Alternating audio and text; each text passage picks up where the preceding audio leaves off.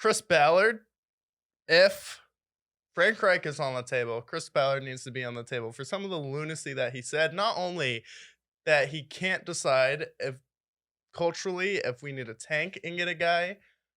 Matt Ryan's not a solution. Carson Wentz was never a solution, and Philip Rivers was never a long-term solution. So this guy is someone who can't make up his mind about the quarterback solution. So just keep that in mind when we read this.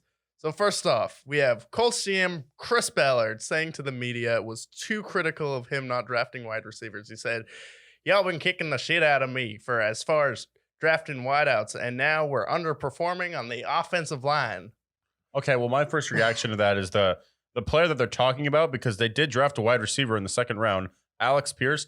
He's been one of the bright spots on your team, on your offense. Right. Because you have Michael Pittman, who we all know is pretty good, and Alec Pierce has been good. So actually, the pick that you took that didn't go for a fucking offensive tackle, God forbid you don't draft a fucking tackle in the first round.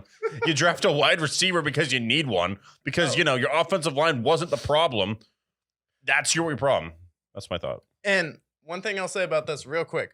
The one team we were worried about that wasn't going to spend money in the offseason, was going to be fine regressing, be fine with their one Super Bowl appearance, the Bengals. Well, the offensive line is underperforming this year, and I think it should be better towards the end of the season. They were one of the teams that went out with the little cap space they had. They still had the contract dispute with Jesse Bates, but they went out and they got 3 offensive linemen. You had the most money to spend this offseason. You can always go out and pay for an offensive lineman. You can always go out and buy a receiver. You could have traded for Tyreek Hill.